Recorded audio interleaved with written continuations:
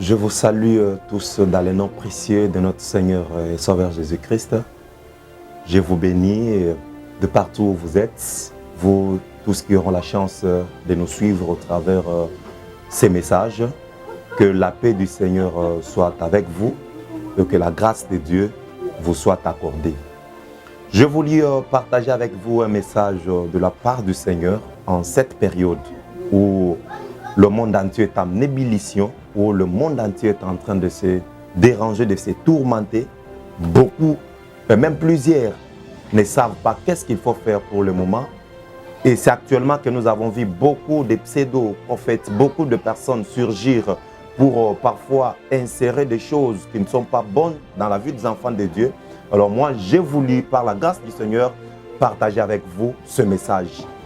Je veux que vous puissiez comprendre une chose. La Bible nous dit dans le livre d'Ésaïe, mais les ténèbres ne régneront pas toujours sur la terre.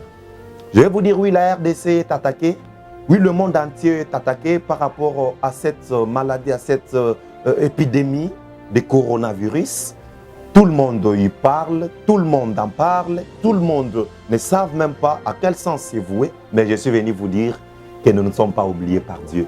Notre Dieu nous aime, notre Dieu a un bon projet pour nous.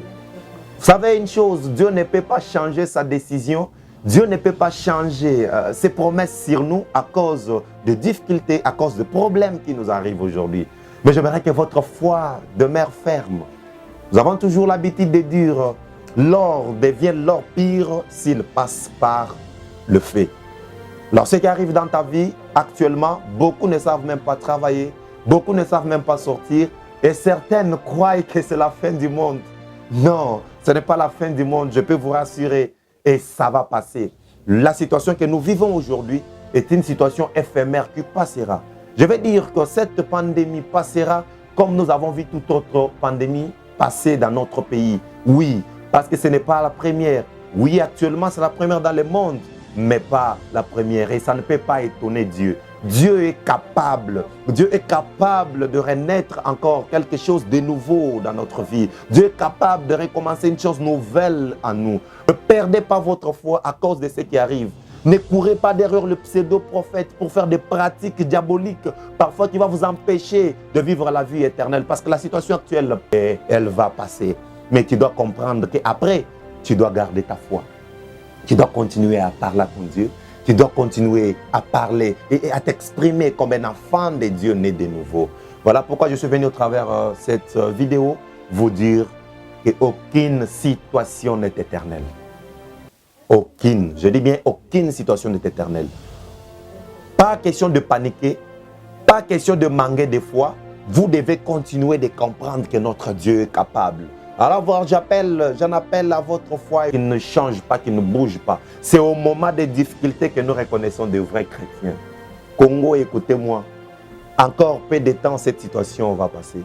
Encore un peu de temps, nous ne parlerons plus de coronavirus, nous ne parlerons plus de pandémie, nous ne parlerons plus de situations difficiles parce que Dieu lui-même a pris la décision de nous maintenir, a pris la décision de nous protéger. Comme il avait dit au peuple d'Israël, alors dans le désert, il a dit, gardez silence et moi je combattrai pour vous. Je suis venu te donner un message de réconfort que tu ne mourras pas. Dieu est en train de combattre pour toi. Tu ne mourras pas. Le succès va atteindre ta vie. Tu ne mourras pas. Dieu va transformer le calvaire que tu vis maintenant en moment de joie, en moment de jouissance. Merci beaucoup et j'aimerais que si tu n'as pas encore reçu Christ comme Seigneur et Sauveur, c'est le moment. Profite de cette occasion de donner ta vie à Jésus-Christ.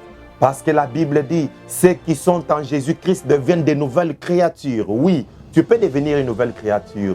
Au-delà de tout ce que tu as fait comme péché, au-delà de tout ce que tu as commis comme bêtise, Dieu est capable de te pardonner en un clin d'œil. Je vais maintenant prier avec toi parce que je suis arrivé à la fin de mon message.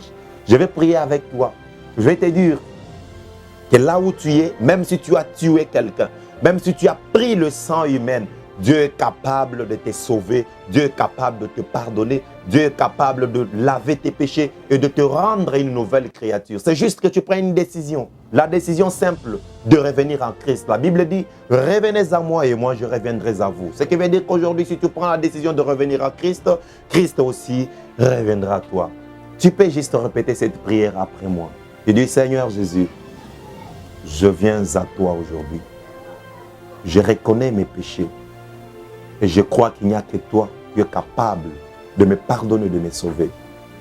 Lave mes péchés et accepte-moi. Je veux, Seigneur, que tu fasses de moi une nouvelle créature. J'abandonne tout. Je vais avoir une vie nouvelle en toi. Seigneur, aie pitié de moi. Aie pitié de mes péchés. Accepte-moi dans ta présence. Au nom puissant de Saint Jésus-Christ. Bien-aimé, tu viens de faire quelque chose de très simple, mais qui a changé toute ta vie. Et je suis en train de dire que ta vie n'est plus la même. Tu es devenu une nouvelle créature. Que Dieu vous bénisse, que Dieu bénisse la RDC, que Dieu bénisse les Congo, que Dieu bénisse la ville de Kinshasa et vous qui êtes en train de me suivre partout dans le monde, que mon Dieu vous soit favorable. C'était votre humble serviteur, l'évangéliste Hervé Sagesse Makolo. Que Dieu soit avec nous et bien de bonnes choses à vous. Je vous aime bien.